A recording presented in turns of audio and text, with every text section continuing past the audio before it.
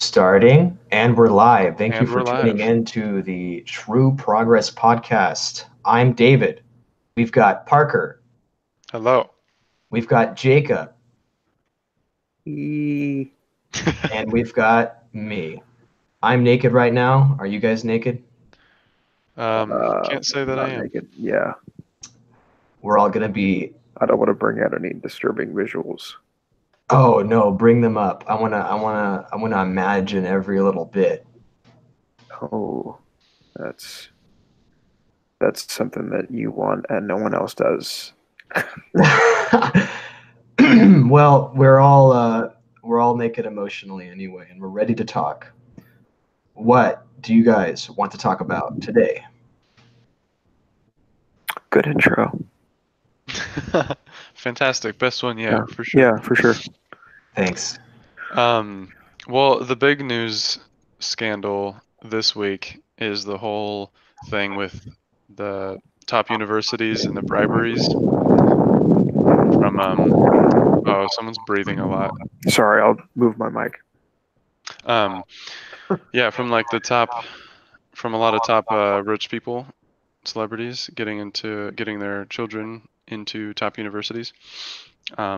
Curious what you guys think the punishment should be for that. Oh, okay. So what's the crime?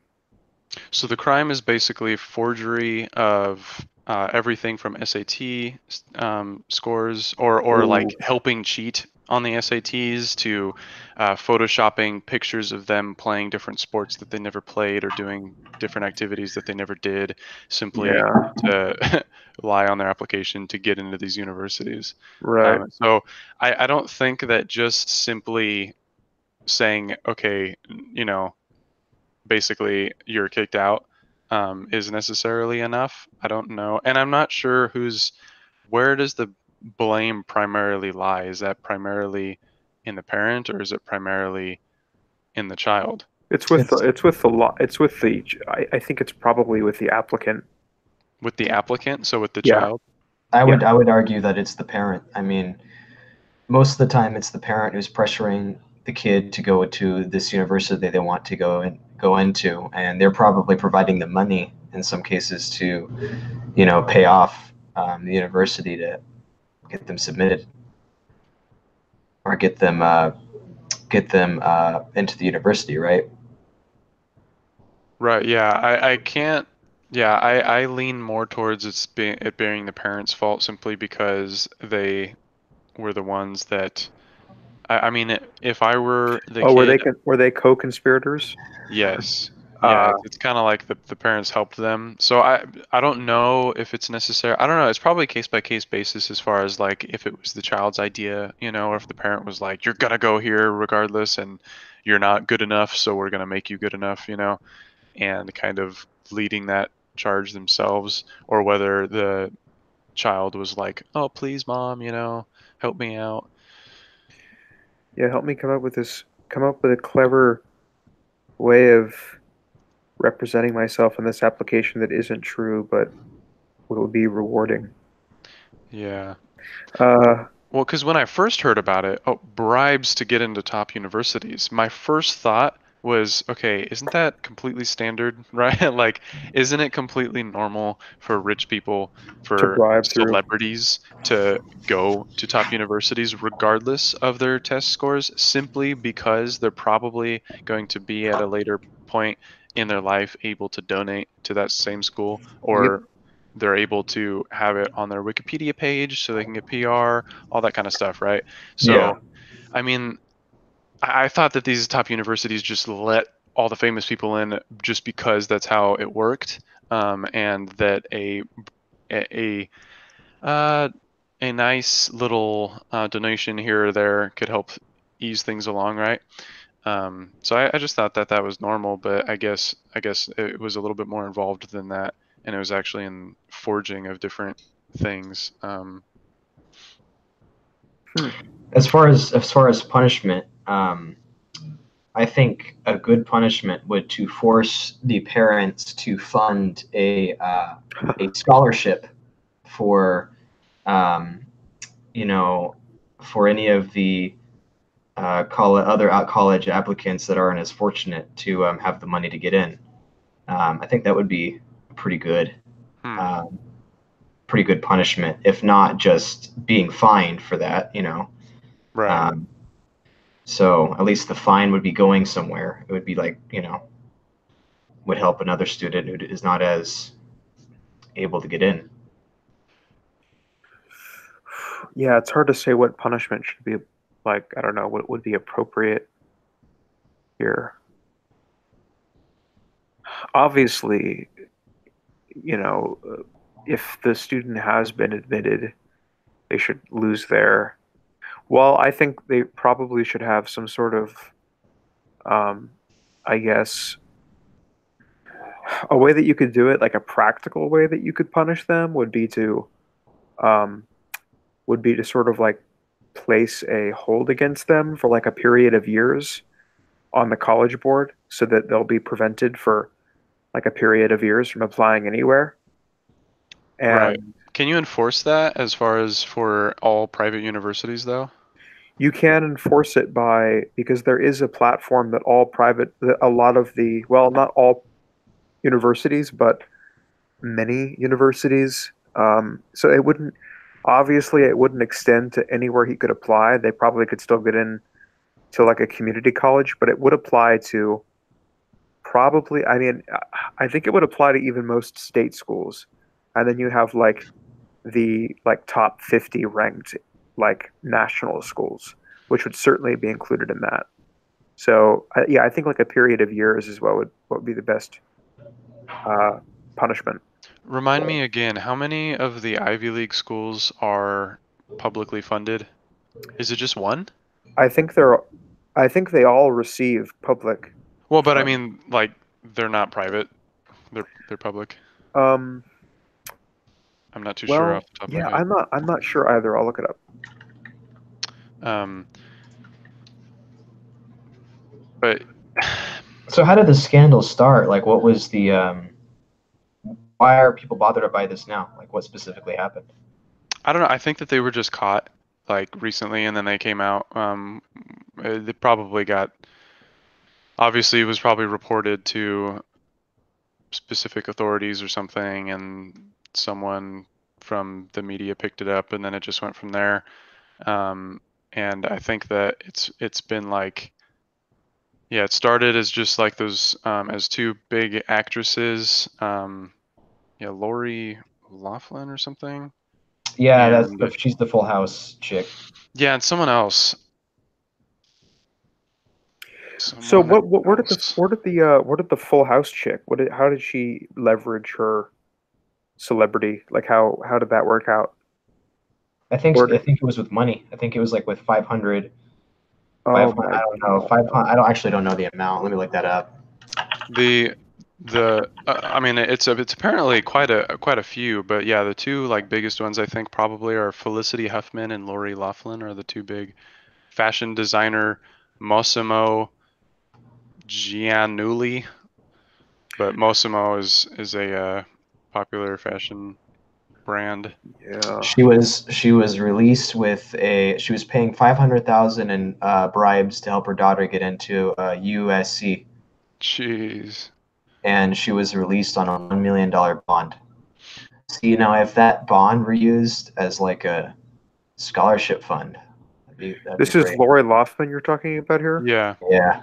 Wow. How selective is USC again? It's it's fairly selective. I Fairly mean, it's selective. yeah, if that gives you any idea. I How think does it that rank if you were to compare it to UC's? UC's I mean, it's hard to say. Probably as selective as Berkeley. Oh wow. USC Yeah. has an 18% acceptance rate. That's not that's more accepting than Yeah. Berkeley. Berkeley has Berkeley it's a 17%. 17 really? I thought it was Yeah. single digits. Mm-mm. Interesting. Yeah, it's 17. This is probably for freshmen and transfer combined. Oh geez. Huffman, yeah, Huffman's daughter. So you know how they changed the SAT scores? So now it's no longer out of 2400, it's Yeah, back it's to 1600. Yeah.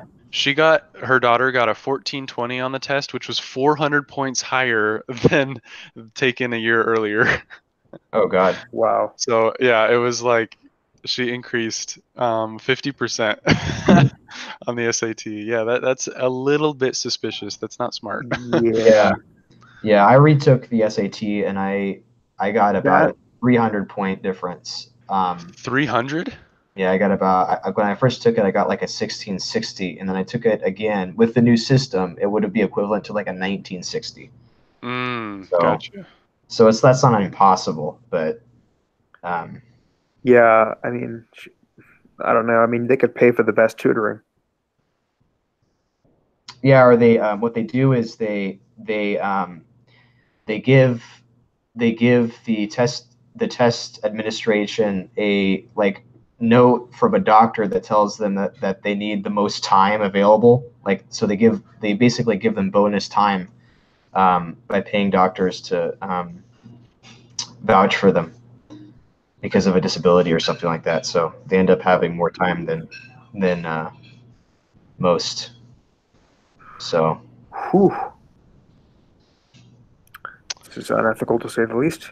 This reminds me of a story. I think I found the story here. It's from November of 2018. But I don't remember. I don't know if you guys heard about it. Yeah, this looks like it's it. Um, Basically, there was like a fake high school set up.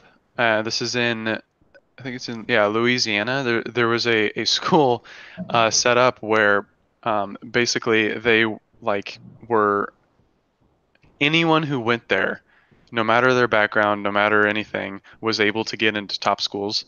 And they like had obscene test scores and all this kind of stuff, and they were just like really good. Like it was a really good private, school to send your kids to, Mhm. apparently. But then when after one of their acceptance letter videos went viral, they looked into it more to see details, and things were just really fishy. And it turns out that just everything is completely fake. The entire school is fake. It's all set up. So if you enroll in it, they basically just help you craft your application letter and forge everything you need. And that's Oh how they my make their God. money. And What program is this? this is a it's a school in Louisiana. I can't see it. TM Landry. TM Landry. TM Landry. This is like the little headline blurb. TM Landry, a school in small town Louisiana, has garnered national attention for vaulting its underprivileged black students to elite colleges, but the school cut corners and doctored college applications. That's Huh. like the intro. I And guess I guess they're back in school today. yeah, I get. Well, and there was an interview with one of the acceptance, one of the people who went there, or quote went there, when she went to Harvard, and it was like after her first year being there, and she's like, "Yo, yeah, I'm completely not prepared." She's like, "I have no idea." We were in class, and they asked me about just something apparently completely basic, and she had no idea what they were talking about, basically. So it's just an example that getting in is just the first of many, many different steps. Yes, It's nowhere near being prepared. success. Yeah, for It's Yeah. not, yeah. yeah. And I feel like a lot of people would be better off not trying to go to the place that could potentially set them up for failure. Yeah, I agree. Yeah, I'm like really glad that I went through community college before going to any university. Else, I would have the mistakes I made would have costed a lot more. Yeah. Yeah. Yeah, I am still glad I didn't go to community just because it would have taken even longer. um, but that's Right. basically it. I am really, really glad that I chose to go to a very cheap university though. Because compared to all the other ones, you know, it was quite cheap. Right. Yeah. I think like what is it like? It's the Like cheapest, I think, CSU. I really? believe. That's I good. believe it is. Huh. Yeah, If not the cheapest. Huh? you probably have absolutely no outstanding debt at this point, right? No. Yeah. Yeah, that's pretty good. Yeah, that's None. great. I was just convinced that, well, I'm still not. I think that going into debt is probably only smart for graduate studies or professional degrees, Yeah. medical law, things like that, where it's basically the only path to get there, and the money required just doesn't exist. So it's really hard to do that, and it can't be cheap. You know, you can't really go the cheap way, or if you do, then it's never really going to pay off. So yeah.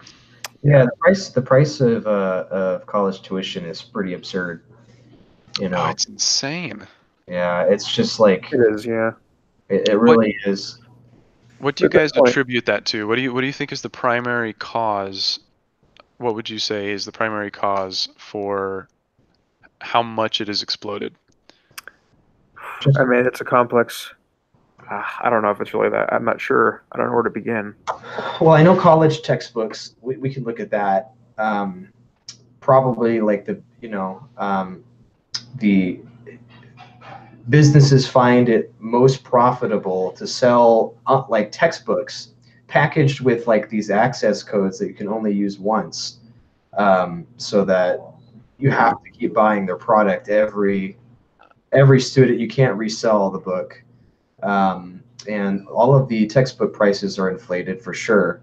And we could just say that's just because of Schools are really just trying to pay off their debts that after like paying off their like the debts that come from accepting subsidies.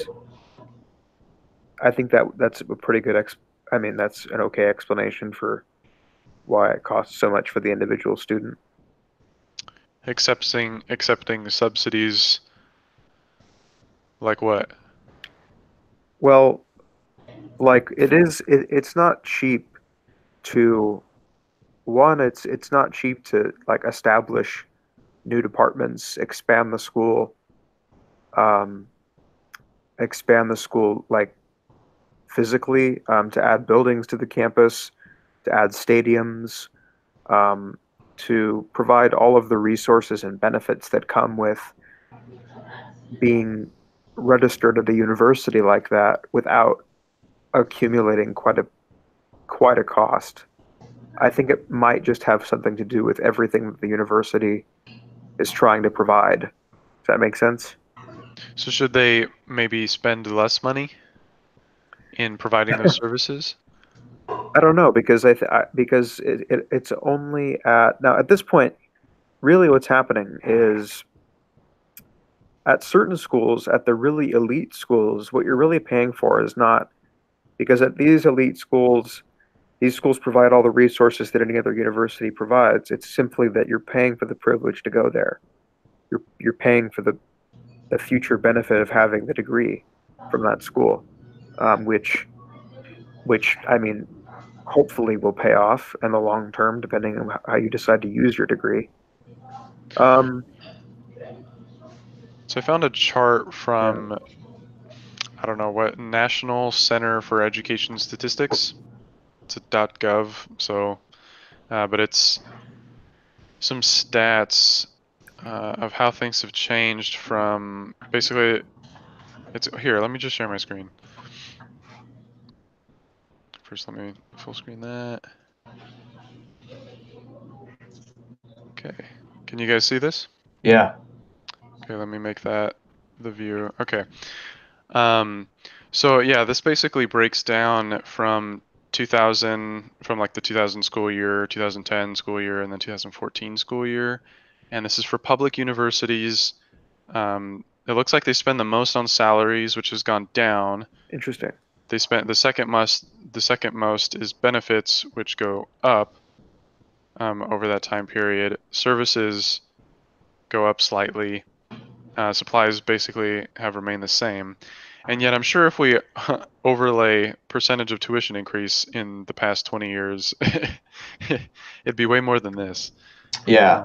So I'm not sure where that comes from. See, the expenditures are pretty steady. I mean, this isn't too much. This is expenditures per student. And again, this is just from 2000, so I'm not sure how much the tuition has increased or decreased in that time, though. Yeah. Oh, I'm sorry. This is total expenditures for public elementary and secondary schools. I should have noticed that. Oh, okay.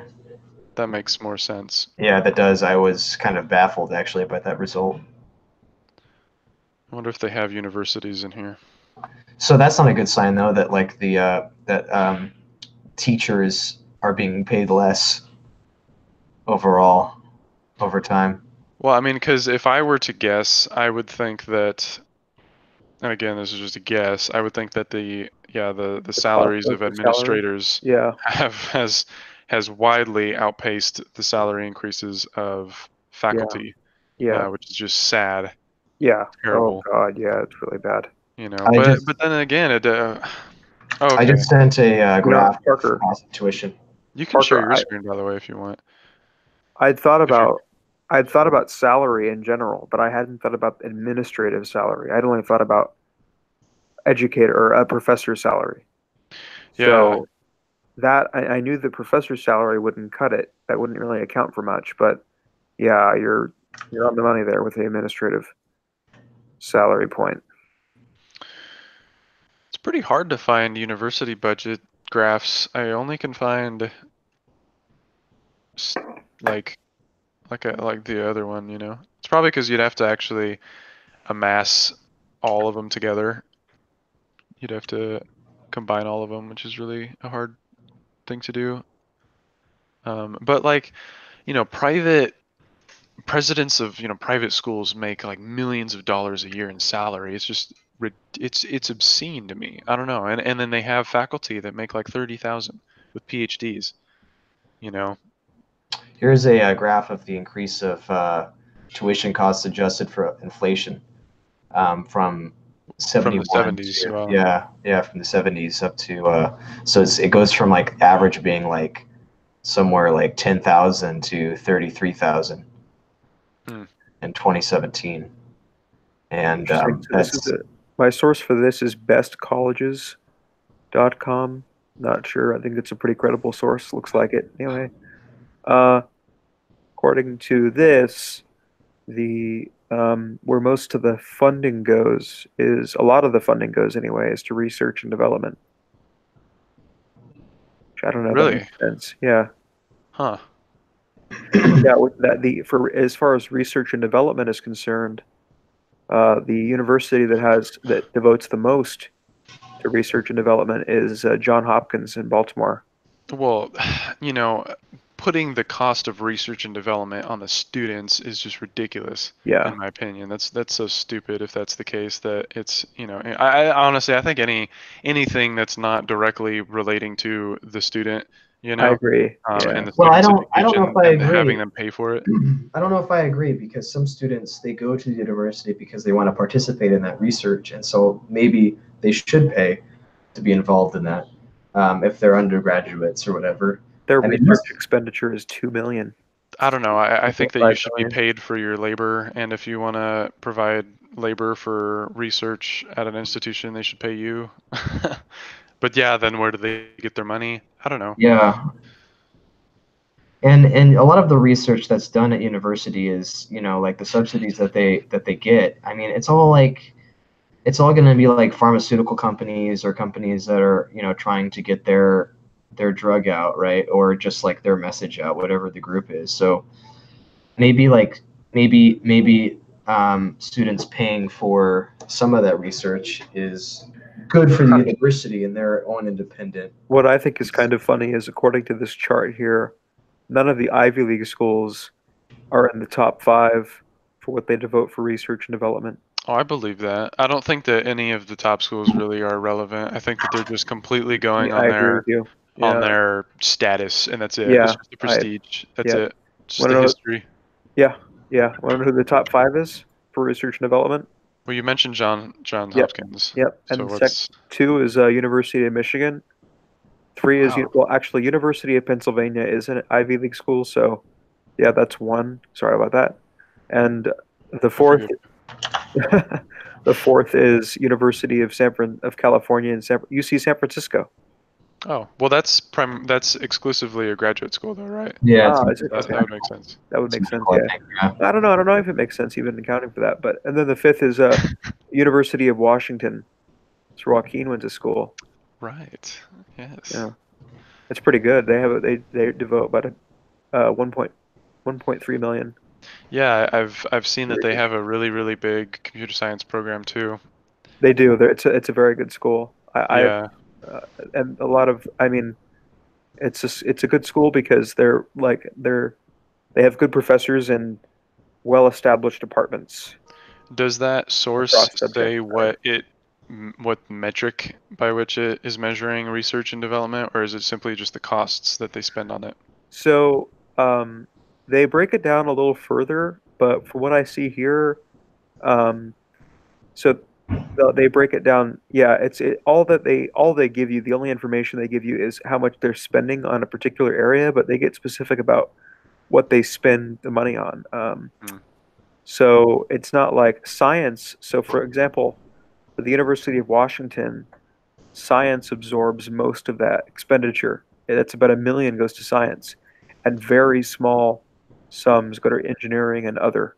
Other is only 80,000, and that has to encompass a lot of the Jesus. Yeah, and it's true that all of the school's science gets the overwhelming uh, percentage of the uh, research monies. As it should. As it should You be. you want to know what I find interesting as far as computer science schools go? What? So according to U.S. News, which I don't know, their big lists of colleges, the U.S. World Report News or whatever. Um, how they have those. Do you know what I'm talking about? They have all the Yeah, rankings of those yeah. schools. So their computer science ranking is really interesting. So the first four that are tied for first make complete sense. It's Carnegie Mellon or Mellon, whatever, Carnegie Mellon, MIT, Stanford, and UC Berkeley. Those are the top four for computer science, which makes sense to me. Mm-hmm. The next one right after that, though, try and guess the next one. Just Want to go for it, David? God, I don't know. Let's say Fresno State. It wouldn't be. definitely not. Yeah. Well, I feel like you're trying to surprise me here, so I'm throwing out. Yeah. That was a big surprise. That would be It's definitely that'd be not that though. significant. The next one is University of Illinois, Urbana-Champaign. Ah, I've heard things about. Yeah, I've heard things Have you? about I've that one. never heard of it until I saw it Yeah. on this list. I've had a couple of. I know a couple of people. Um, some students that some students I worked with in the past or I lived with in the past said that they were doing something in STEM, but Hmm. they they were telling me about how they were telling me about the computer science and the other STEM programs at that school, and Hmm. that it's one of the best universities in the nation for those skill areas. Yeah, they have a online master's program for computer science through Coursera, and that's one that I've been looking at to do at some point. Um, so but it just blew my mind that, and they do have online program, which is pretty cool. But it's above University of Washington, it's above Georgia Tech, it's above UT Austin, Caltech, Princeton. It's just crazy Yeah, that now it that would be I'm above all that. yeah, now that I look at this list a little further, the one I was referring to earlier, all the Ivy League schools are definitely in the top 20 for research, which I mean that's not a surprise. No, that's Right. It is more surprising though that there aren't They aren't the more in the actual top top five. though. They aren't Yeah. at the top for research. I'm Which I sure mean, I I'm wonder sure they're at why. the top for political donations Oh God, and campaign I contributions would and love to look at stuff. those figures. Oh yeah. Yeah, Speaking of that kind of money, yeah, it looks like the person who paid the most as far as the whole bribes go, for that scandal that we were talking about earlier, Mhm. spent $6.5 million. holy shit.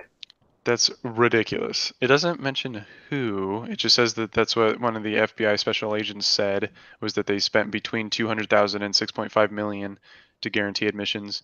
But can you imagine spending $6.5 million on just so your child can go to a school that she or he is probably gonna not do well at, Yeah. Yeah. and maybe drop out and everything? That's It's just all about the name. I mean, yeah, that's all what it is. it's all about the name. Yeah. Oh, terrible. No, but your Berkeley is really good for computer science, though. I mean, that's very popular here. The EEC students, well, EECS is computer science and I think electrical engineering and computer science. Yeah, And I they're am glad that I didn't go to. I don't know.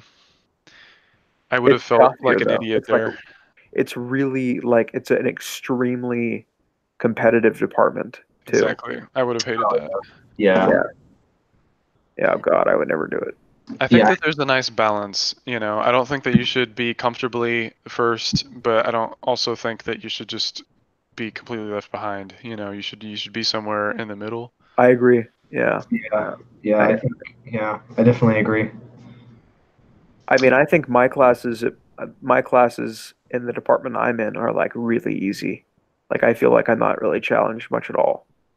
But that's Yeah. only because I'm a legal studies major, so it's like how could you can't really create classes in that subject that are anything more than history and political science classes and mostly just like memory based learning. It's not very complex stuff, so you can't really make it that hard. That's why they Well, make us read a ton of like super like abstract writers because that's the only thing like relying on like complex academic writing is how you like legitimize legitimize the department. It's how you give it like make it seem like it takes itself seriously and it's a serious department of study, but really it's just if you break down everything that all of the arguments that are really being made into like I took this class over the summer for a little while. It was called Logic 11A and it was like how you can break down arguments into their component parts and you can see how simple or complex they all are because and I did a couple of exercises of those and then I kind of applied that to some of my stuff in my legal studies classes and it was like I mean I'm not saying that it's a bad department. I don't want to go on record and say that it is because I already kind of feel bad for what I already said. But but I'm paranoid. I guess it's not their fault. That's the way that it is, and that's the way it's going to be. is that just because the subject matter Yes. is Yeah, the way it is? It's it's the nature of the subject. Yeah. not very well. What is the nature of the subject matter that makes it that way? I think it's a lot of history and um I don't think that history I don't know. It's some of it is I just find a lot of my classes boil down to just like, you know, Specifics. yeah. Yeah. It just doesn't end up being, you wouldn't think so. It's like there's lots of history that is not really explained, and you could potentially you could go pretty far with it and speculating about it, but um, I don't really find that that's done that much. They really try to provide us with like ways of like systems of thinking about things ideologically.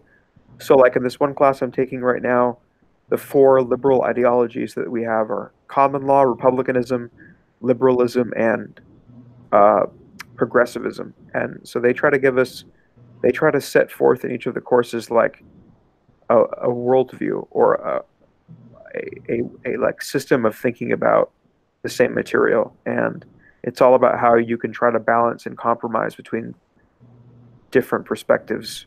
How you can synthesize all of those perspectives and generate one that's actually accurate. I think is what they try to go for. Anyway, but Would you say that the culture in Berkeley is meets the hype? the culture, Yeah, like the Berkeley's always been known as kind of a liberal spawning ground, and would you say that that's true I in mean, your experience there? I mean, the Berkeley Republicans is a huge group on campus. It's the largest student Republican organization in the state. Really? And so yeah, that's mostly just because I think it has something to do with how loud because the minorities can still be pretty loud, you know? So Hmm. Yeah, they they'll can band together. yeah, they can create the appearance of being the dominant force, but really they aren't. They're just the most active force. So it makes it look like, you know, um, that they're the dominant, but it's not. I've heard it said that it's not necessarily the students, it's the people around the school. It's the community. Yeah, Yeah, it's like the area that it's in. It's not the students that are there because a lot of the people that go to the protests and go and do all the terrible stuff don't even go to the school. They're just residents. Yeah, there are guys in yeah, black t-shirts punching people in the face. yeah. Yeah, right, with a backpack on campus in the middle of the day that doesn't go there. That doesn't make any sense. The university, according to a 2017 article in, let's see, I don't know. It was published in MSN. I can't. I don't think there's anyway. We'll accept the sources. Okay, but but John Hopkins University, I'm not sure what year this was for, receives 2 billion in federal funds. Holy shit. Two Yep. billion? Yep. Wow. Yeah, I know that John Hopkins is the leader in psilocybin research right now. LOL. I honestly don't know what other kind of research that they're doing besides that. But And then the second, okay, this is a really interesting list. Um, University of Washington is second for the amount of federal funds it receives, apparently, according to this. University of Michigan, third. Is this total received or received for a specific purpose? It's total received. I mean, Interesting. yeah. Does Um, it count public schools? Because public schools get like everything, right? Like, I mean, they is that because it's, I mean, I imagine it's probably just private universities yeah. Um, on that list. I, I, Stanford is four. A lot of, yeah, all of the ones I've seen at the very top are all private universities. Hmm. But the list is pretty long. They extend it up to like 20. So I'll keep looking through this if I come across anything. Yep, Do you, UC San Diego is fifth apparently. Hmm. So that would be the first UC. do you guys think that undergraduate education has become too like fractured in the amount of choices that you have, oh or yes. should it be more broad when you go in there? I mean, in can you really get a proper undergraduate education in something highly specialized, and should you know? Yeah, I personally think so because there's so many majors, there's so many things you can choose. Some even let you have focuses in your undergraduates, and I don't think that's necessarily the place for that. I mean, when it yeah, comes to something like computer science, I think it's in a pretty good spot because it's very diverse subject matter and it's all under one roof. It easily could be split up and probably will in the future. It probably will be split up into specific things, things having more to do with abstract yeah, mathematical side of things, like if you're talking about proofs or finite automata or regular expressions, things like this, um, and like lexical parsers, and then you kind of move that's kind of like all the you know mathy parts of it. hmm But there's also the non-mathy parts, just basic software engineering, principles, things like this. You also have artificial intelligence. That's more like data science. So it's not the same type of math, but it's still. I mean, all of computer science is math, but then you have basic logic. I mean, like there's just tons. There's yeah. tons of There's a different lot. fields. Yeah. Yeah.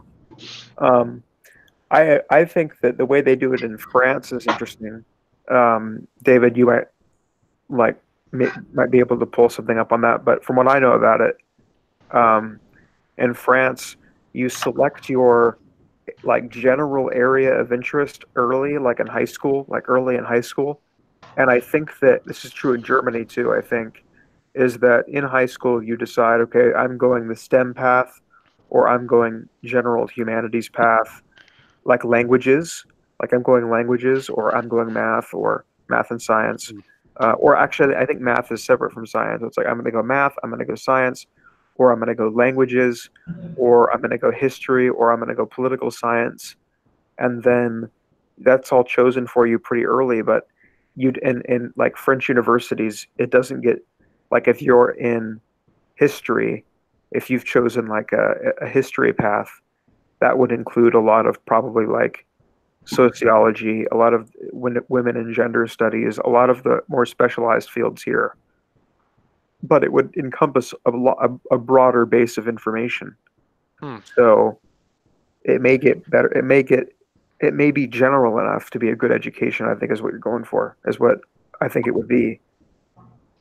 Well, what should happen is our high schools should be better so that we don't have to Yeah, have GE in college. If yeah, our high schools covered all the GE material, then we'd be fine. But the reason why colleges still have to have GE requirements is because they don't know if you know it coming yeah, in because there's Yeah, so many different high school standards. Well, I mean, like technically all the standards are the same, but that's not really how it plays out. yeah, I would Um, say that I like wasted a lot of time in writing classes and oh, I taking, hated those. yeah, yeah. yeah, and I think like I mean, if I had done better on, there's AP classes for that, right? Did But you not, guys, did you, Parker? You were in AP Comp too. You took AP Comp and AP Lit, didn't you? I did, but I got I believe I doodled on the composition one. I just didn't I didn't even care about that one for Yeah, well or I no, think, I'm yeah, having it backwards. I doodled on the literature one because I didn't care about that one because it was senior year and I was just done with it and I already knew yeah. where I was going and everything. I didn't care. And the composition one, I remember I was really sick that day and I tried my best and I got a 2. But yeah, I was I had like a fever and everything and it was terrible. Oh, Um, that's shit. I know it was terrible, but that's just how it played out. I And think I without I being was sick, convinced if I had a clear head, I would have probably gotten yeah, a 3, but yeah, whatever. But yeah, because of that, I had to take English in college, which was just a terrible experience. I hated that class. yeah. I think that we had good teachers for both of those classes. yeah, I do too. We were privileged because of our the community that we were in and the high school that we were able to go to. It Yeah, wasn't a top tier. We weren't as privileged as some. Obviously, there are no, some schools around it that are way better, but we were privileged in the sense that it was good. yeah. Yeah, There's we We much had all less do. privileged. Yeah, we and had like stable, the teachers knew us. Hmm. yeah, We had a relationship with them. we had stable, and they were stable people for the Yeah, most part. exactly. Yeah. Yeah, and when I tell people that like my graduating class was like about 100 people, everyone goes, "Whoa, it's a tiny class," Like Yeah. mine was I 500. loved it. I mean, I didn't love it. When I graduated, I was like, yeah, I do want to be graduated. I'd be the whole time. Like my experience was just like trying to get to college. So, you know, that's all. I wasn't like it was a place that you stayed for. You don't stay there forever, but Nor should you.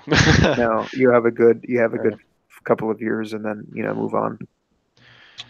But yeah, I think instead of criticizing the college experience and like being too specific or broad, I think we should criticize, the high school, junior high, elementary school experience more because I mean, if you work from the ground up, you know, you can you can take care of all of the broad subjects and a student should know by the time that they're out of high school kind of where they want to go, at least like 3 domains. Right. Man, it's just such a big decision, and I don't know, like the French system apparently choosing in high I'll school look what that to up to focus make sure on. I'm correct. I could not. Well, I mean, I'm sure that there's other, countries that do that. I'm sure that exists in the world where you choose early on. Yeah. And I'm just like, I think that's just too early, you know? I still think that you need variety to be able to choose. You're not informed enough to choose yet. Yeah, And a I valid get that. option, That's totally true.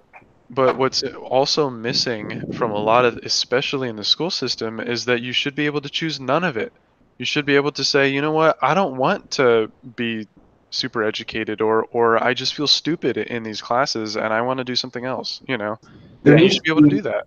You there shouldn't needs have to fail. yeah, before college there needs to be like kind of a coming of age experience that everyone is encouraged to have instead of being forcibly dumped into a school just because everyone else is, you know. Yeah. I know in Israel, before you go into college, you serve 3 years in the military, I think it is. Yeah. Oh dear. And so by the time you get out, you're like 21. Obviously, that's a different situation because you know they're in the middle of a. They're always in threat of being bombed, Yeah. but you know in that 3 year in those 3 years, you know they learn, you know they have a job and they then they take I think a year or like a half a year and they travel and they're like I think it's paid, but they travel. Really? Yeah, they That's travel fascinating. mostly. They usually go to an African country I or mean, they don't just go across the border, right? Like, yeah, no, yeah, they uh, go I think to like some of them vacation like in South Africa. hmm. Some others go kind of just in the eastern areas of the world. Some probably come to the States too, just because that area is so Americanized compared to, um, or I should say westernized, compared to other parts. Interesting. Yeah, I don't know what the solution is. I just don't like how I don't like if you the I know it sounds weird because I don't know what the alternative would be, but if you don't know the material, you fail. I don't like that wording because maybe you never will know it, and maybe you don't have to know it. So why is that a failure? You can still succeed in life and not know these things, you know? And Yeah. it's like it's not that you're a failure, it's just that you failed this test or whatever. And I don't I think that out of high school or through our public education system, there should be multiple paths to success, and that's not to say that you have to choose one early on and stay on it. You can probably go in between them or whatever. But I think that you should be able to graduate high school without passing all the tests. I mean, I know that sounds weird to say, but the opposite mentality is just encouraging people to chase after education that they don't need or want, where they could be looking at doing something more productive for society elsewhere, like I don't know, like art, right, or music, or trades, you know, Yeah, um, that's or being completely valid. entrepreneurs or inventors or something like that. It's like, why do Yeah. you have to know all this other stuff about history or whatever? It's like that's a sure the average person should, and sure we should have a way for you to learn it. But if you don't want to learn it, or if you just, you know, So you yeah, I think don't it know. shouldn't be you think that shouldn't be compulsory then? I lean towards no. I Okay. mean, no, I think that no, I think it should be available but not compulsory. No, I like a system that allows the people to actually make choices, you know, and give them options instead of just forcing it on them and Yeah. saying, no, no, no, we know what's best for you.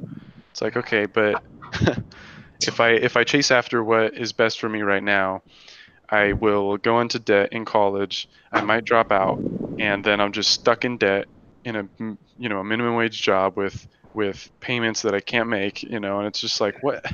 how is and that's not a system that they got there on bad advice, you know, based on what is mainstream. That's a system that they got into that position based on like what is accepted nowadays to do. And I Yeah. just don't think that's good. I think there should be an option, and there probably is. I mean, our high school experience was probably more limited to than the average person's, but there should be an option for students to opt out of classes and instead take something like welding or you know some sort of trade that would by the time they get out of high school they could be ready for an apprenticeship somewhere. Um, yeah, there needs to be more of a flexibility Yeah, or start your own business. I mean, like that's crazy. Can you imagine graduating high school having like, a full-on business that makes profit and everything? Yeah, That and you're already contributing services to your community at Yeah, 17 or whatever? yeah. I Crazy. mean, like, not everyone needs to. Not everyone needs to. I think there should be a core set of classes. Obviously, I think literacy is important, and maybe just a basic understanding of arithmetic and history is important as well. But not everyone needs to know statistics or calculus or I don't know.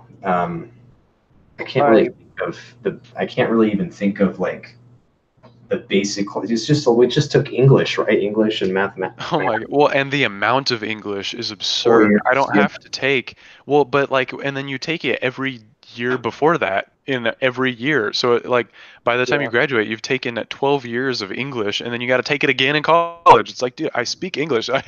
yeah. Like I, if I can communicate with you, I shouldn't have to take this class. Like, yeah, and like I think all of those years of English really affected my ability, I think, or anybody's ability to read, just read on your own. Like it becomes a chore because in class you're forced to read, it's incentivized with a grade, and then you get out, wow, that's a good point.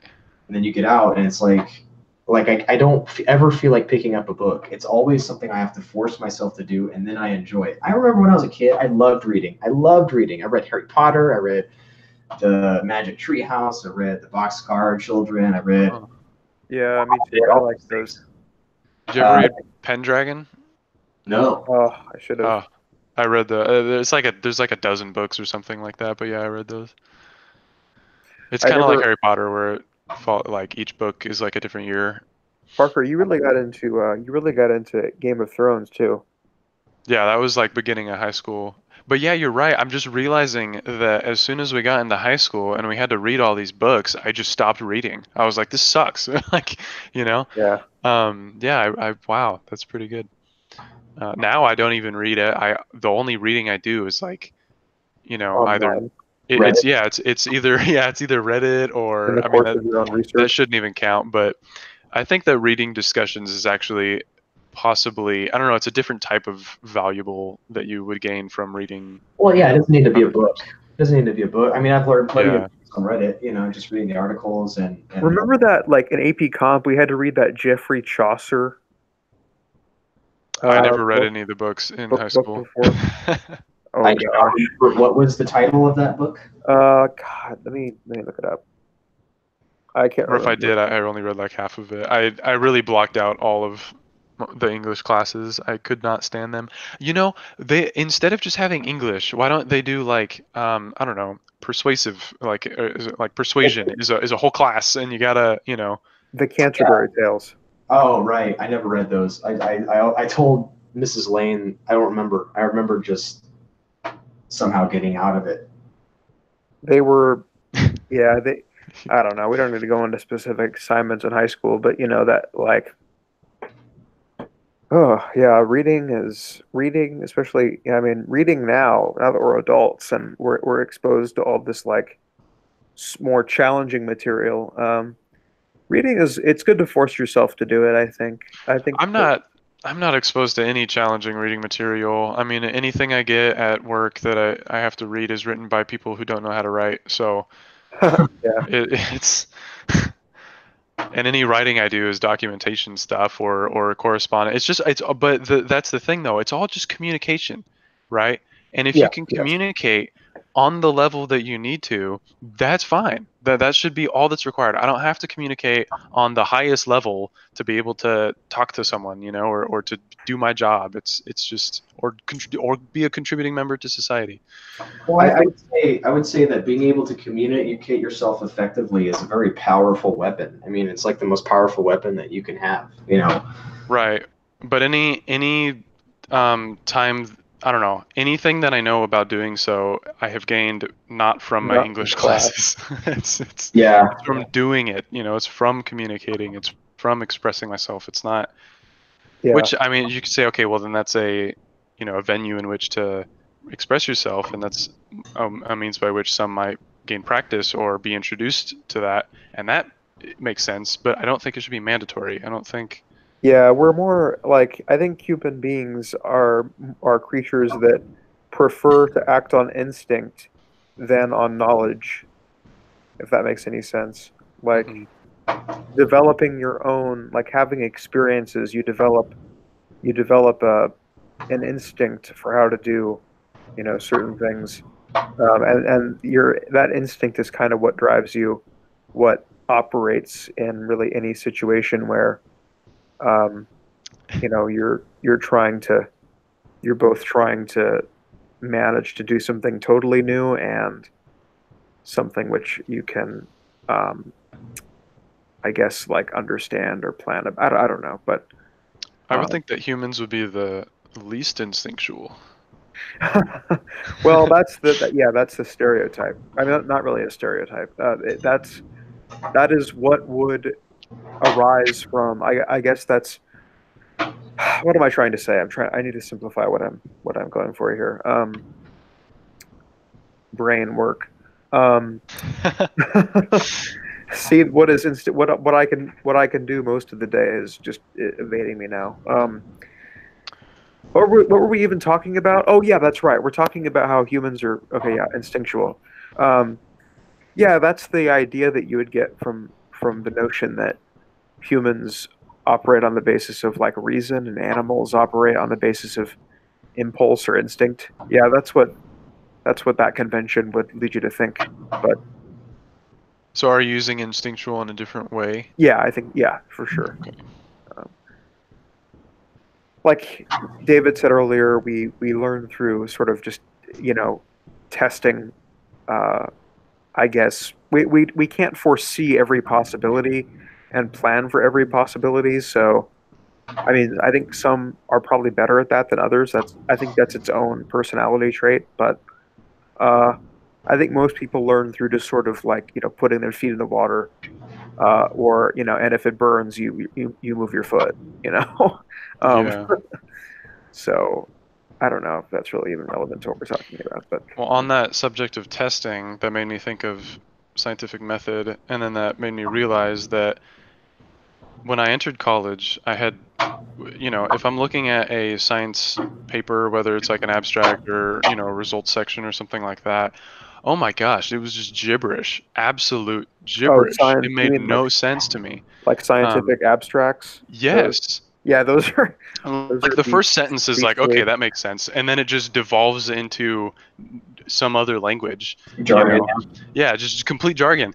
And so that's an example of, a specific type of communication that you have to get good at, but you don't get good at that specific type by taking an English class. They can't teach you No, scientific writing. That's a whole separate thing, that you take. Yeah. you And I didn't learn it you learn until how to yeah, I had gone through my biology minor, yeah. and had at that point read and written a bunch of different papers. So You you learn how to do that by just trying to be precise with your thinking, and trying to be precise with how you express yourself. well, That's it really really the is a best way. different language. It really is a Yeah, different it language. They is. have a completely different like cadence, to the grammar, and a whole different way of structuring sentences, and a Yeah. different way of laying out things. Yeah, It's very dense, and your goal as the reader is to weed out to the get what's actually useful. yeah. It's like one paragraph could like one paragraph is probably completely made up of words that only those in the department know. Like like God, like yeah. Going through my psych degree, you read a lot of papers that go from social psychology all the way to what I'm doing now, behavioral epigenetics, and the language is completely different in both of those domains. So it's like you have to know what the fundamental attribution error is versus you have to know what the you have to know what an HDAC inhibitor is. It's like Yeah, you only learn how to read those things from really taking a class or just. I mean, it would be really difficult to go in there without someone do you guiding think you. Do you think there's anything comparable about that, the language used there and the language used in like Supreme Court opinions or Oh, legal sure, opinions? sure. I think the Or legal. just not Supreme Court, but just legal opinions in general? Yeah, I think the language of lawyers is it's its own thing. I mean, really. Yeah, Um, but I think it's somewhat similar to the In sure, what language way? that sure. Like it's I think well the I think the primarily it's specificity, Hmm. and really that's it. Really they're both they're highly specialized and very specific. yeah, it's like one word represents like an entire idea, and Yeah. um, I mean, that's just true in any any specialization, right? They're gonna have Yeah, specialized yeah, words. Like, I mean, I was trying to explain to someone um, basic like infrastructure behind setting up something, like just setting up like a web application, what you would need, and I'm using all these words, right? I'm like talking about server, which to me means something, but they had like just the word server, you know, has so many different meanings. And obviously, I am meaning some, virtual private server I have access to in the cloud somewhere from some cloud hoster. And they were like, oh, so you buy a server and it's in your room? I'm like, no, why would you think that? Like, we're not 20 years ago. yeah, Um, but it's just interesting how there's so many assumptions in the words, as you go through them, and if I talk about load balancing and VPCs and, route tables and all this kind of stuff, it's like you just get lost if you have no idea what that's talking about, or CDNs or something. It's like you got to know what that means first, and then you have to know how it's used, and then you can understand the sentence. And it's the same way in scientific writing. If you're reading about genetics, first you got to know what the types of maybe you got to know the types of mutations and what the possible effects are before you can read about them. Um, Yeah, so when you see like point mutation, you have no idea what that means. Point mutation, what does that mean? So that makes you point? That makes it so your point finger is crooked? No, of course not. Right? It means that one specific letter changed. But you right. don't if you don't know that, it's so hard to infer that.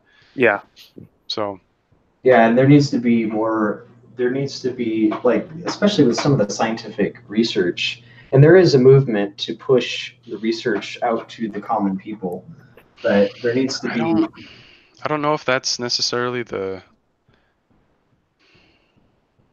I isn't it don't though? I don't know if that would help though. Well, I mean, like, what did obviously, David, what did advanced science? I think it would advance support of science, which ultimately would advance science. Good answer.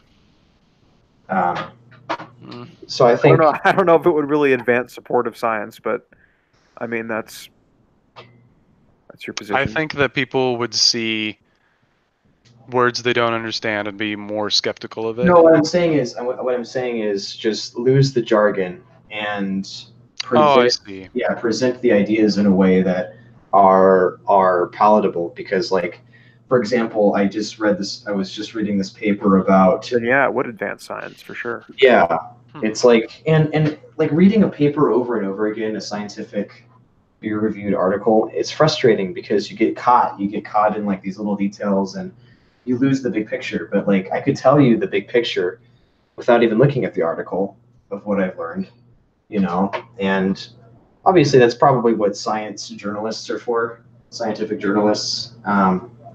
And Well, I don't know how accurate their portrayals of things are, though. Yeah, I mean, they might, because when you simplify something, you could oversimplify it, and it could be wrong in its simplification. Because, for example, like the in a nutshell videos, No. the kids that got like the colorfully animated cartoon videos. One's on addiction, one's on, Oh yeah. yeah. You know what So they are. You've watched them before, Parker. Have yeah, I? You've watched yeah. one. I mean, you had to have watched at Okay. least one. Yeah, so the one on addiction that they did was turned out to be quite wrong in like the face of the scientific community, because looked at like the TED talk of like this one social scientist who claimed, and he didn't even claim this. It was just the way that they interpret it, that addiction is only caused by loneliness. I And know that's the talk they're talking about. Yeah. yeah. So and that's partly that's that's one factor in a very complicated. There's a lot of biological reasons and Then epigenetic reasons again, for addiction. yeah, yeah. What is loneliness, though? It's not simply being with people. Or yeah, being without people. Um, it's You can feel they're lonely with basically people. yeah, basically Yeah, they were claiming it was just psychological, like it wasn't, there was no biological like quality that made addiction what it is. Well, Um, if I remember correctly, one example that he provided was that like 90, it was some absurd number, like 80 or 90% of U.S. deployed troops in like Vietnam, I think it was, were like they were taking addicted to heroin or something like that. they were taking Like, morphine. or so, yeah, so they were addicted to some opioid, and then when they came back, like no one was. They basically got over their addiction just because of the change of environment. And so I think that the thought is then at that point, and with other examples, that changing environment is could be a primary driver for or against addiction. Yeah, And it's not which it necessarily is. just a substance and some physiological response. Yeah, which it is, and they did a scientific experiment where they took rats, they took a single rat and put it in like a little shoebox with access to, I Uh-huh. think it was cocaine water, and then they had like a rat park where all the rats were like able to have fun with each other and all that, and obviously the rat that was alone was more likely to drink the cocaine water or whatever it was than the rats who were in rat park. Huh. um, but anyway, the that's just an example of how oversimplification can lead to misinformation, because that video was their most popular, and it led a lot of people into falsely believing that addiction is only a psychological problem, that it's not, that there is not any biological element at all, which is completely wrong. I mean, I don't see how you could say that there's no biological component to anything Sure. because everything we run on is biological, you know? Sure. Yeah.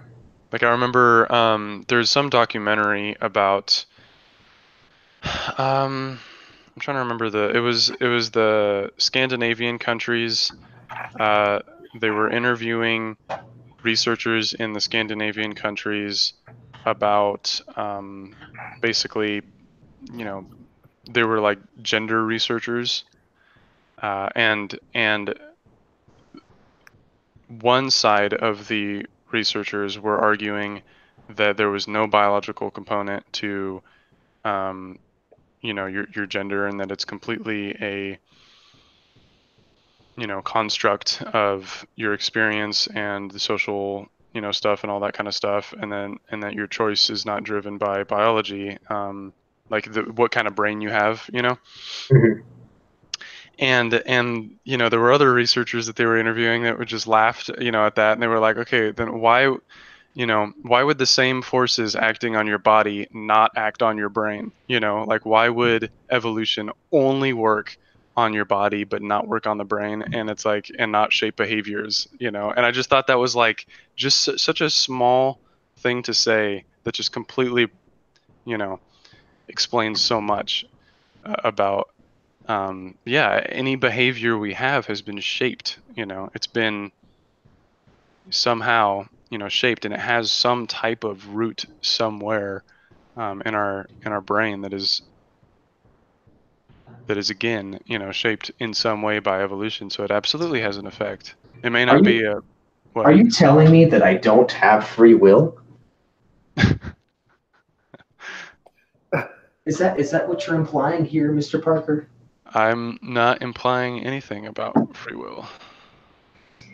Well, because that's like why people would argue against the biological perspective, because they want to hold on to the idea that they're in control. It's not their little fleshy 3 pound brains that are in control. It's their will. I mean, I can still can still be in control and not be. I Yeah, can but be an are you? influence. I don't know. What if you're a host? What if I am? Man, when is that show coming back? I know. What are they Jeez, going to make a third season? Like, come on. I loved it. Well, at some point there was just a big gap. Let me look it up. They are. We definitely don't want to say any spoilers though, just Yeah. on here. But what a great show, Yeah. Westworld. By the way, fantastic I show. love that it's like it's an interesting and delightfully weird mix um of old west action and sci-fi fantasy, Yeah, you know, which I like. yeah. I like how they have like approached the morality of different issues regarding, because there is that. Well, I think we brought it up at some point, in a previous week about, at what level does an AI have rights? Yeah, And then this kind of is addressing the question. Okay, at what point does an AI? At what point is it immoral to then end that AI's life, yeah, or do anything bad to them? I mean, is there any moral stuff attached to that? And it really is fantastic. it is. But it definitely, on the question of whether or not anyone is in control, you know, the point about being a host, that would that would present a reality where you are certainly not in control. You certainly don't have anything that can be called. You may Yeah. have will. You may have will, but it's determined will. It's not free will. So there's still no announced season 3 premiere, which is sad. No, that sucks. But yeah, I mean it is happening. They've announced it is happening. It's just that we don't know when. Um, Are they working on it now? oh, I would imagine so. Yeah, I would imagine Might so. already be done. Possibly it could be in post. I Yeah. mean it. You know, yeah. Who knows? I would think they would announce it though. But yeah. Have you guys seen any movies recently that you really liked? Good question. No, I haven't. No. I regret to say that I haven't. I just saw Captain Marvel. Was it last night? It Was was that either as last night or the night was before. that as good or bad as everyone is saying? Because people are like very divided. So, I haven't seen much of the good, honestly. I've seen way more people saying it's bad. It was okay. It was so as far as Marvel movies go, I would say it's one of the it's on the lower end of the Marvel movies, but as far as like just a normal movie goes, just a superhero movie in general, it was pretty good. The plot was good. The characters were like the secondary characters were very good. I think that's the only reason why it's not a bad movie was the secondary characters, and the plot being pretty good. But the main character, yeah, she did not make the movie. I would have to say She didn't empower you. she not personally. No, she's just very deadpan with her, performance. Have you guys seen The Room? Or I think it's just The Room. Room. She No. stars in it and has a The Room. fantastic performance. Hmm. Great movie. I'd highly recommend that movie.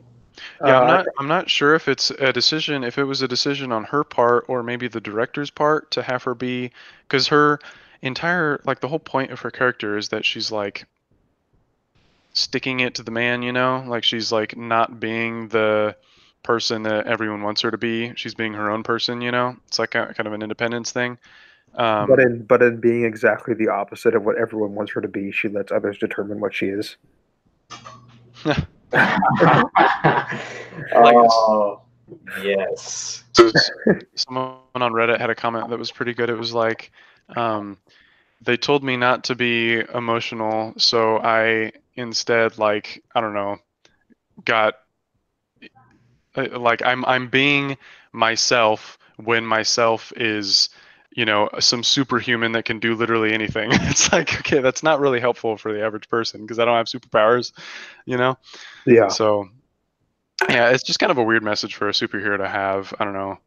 I like Thor's story way more, where it's like, because the motivation, right, is that he's like born into this and he thinks he has it all, and then he loses it all and he didn't realize how much he had, and then he has to then work to get it back and earn it now. So I really like that way more. That's more, I would say, realistic to what a lot of people go through. Yeah. So yeah, that's that. That's a So, great story. but it was okay. I think it's still worth seeing. It's an excellent backstory. Hmm. Um, Thor. yeah. Yeah. No, God, for I sure. think that Thor Ragnarok was probably it is definitely my favorite my favorite Marvel movie so far. Yeah, I didn't see that one. You didn't see that recommend one. it. It's amazing. Recommend it. Yeah, it's It's probably the best. fantastic. Guys, I really want us to be able to go to the movies together soon. That'd be kind of cool. Well, when we're in the same city. Well, spring break is coming up, so. It's true. You don't have a spring break, Parker. That's Well, true he has too. weekends. he has weekends. Yeah, true. Yeah, I do have weekends. That works. Yeah. Yeah. What about have you guys seen The Expanse, or have you heard about it? No. I haven't. No. That is really good too. It's a show on Amazon. Well, it got picked up by Amazon Prime. It was on Sci-Fi, just the TV network, and then it got canceled after season 3. And there was like this huge, massive backlash from the internet, basically doing these campaigns to get it back on the air. And Jeff Bezos picked it up for Amazon Prime, and he said, "Okay, we'll take it." And they renewed it for 3 more seasons. And so the 4th one's going to be coming out, I think, soonish. But it's really good. It's sci-fi in just this solar system. It's basically sci-fi, but it's as realistic as possible sci-fi. So it takes forever to get anywhere. There's no faster than light travel. It's just basically within this solar system, and it's basically the politics and diplomatic relations between Mars, Earth, and the asteroid belt. And while this is happening, basically, I'm not going to give anything away, but while this is all happening, um, something else arises in the solar system, and it's all of the diplomatic and militaristic interactions between all of those trying to, I guess, control this new thing. And yeah, it's really good though. It's like all the science in it is fantastic. There's no like gravity magicness. It's just either if you're accelerating it, you basically almost die like if you go too fast. So they have to like take special things. Okay, And cool. So it's realistic. it's realistic, yeah. There's no when the ship is just in constant speed, they have to use their magnetic boots, and if they're not, then basically they're traveling at an acceleration of like 1 g or a little bit over, and the ship decks are all like vertical basically. So they're just like the force of the ship accelerating is what makes them is the feeling of gravity that they're getting basically. So it's pretty good though. Yeah, I definitely highly recommend it. I will definitely take a look at it. Sounds really interesting. Yeah, it is. Well, it's been about an hour and a half. Are there any subjects that you guys would like to talk about besides what we've already covered? I think now, yeah, I think now would be a great time to sign off. But it's been fun. Mm-hmm. Yes, it has. So thank you for listening. If you are listening out there, Do listen. Out there in the vast void of And the Expanse. the expanse. YouTube expanse. Yeah, That's funny. yeah. But thank you for listening. All right. Have a good night.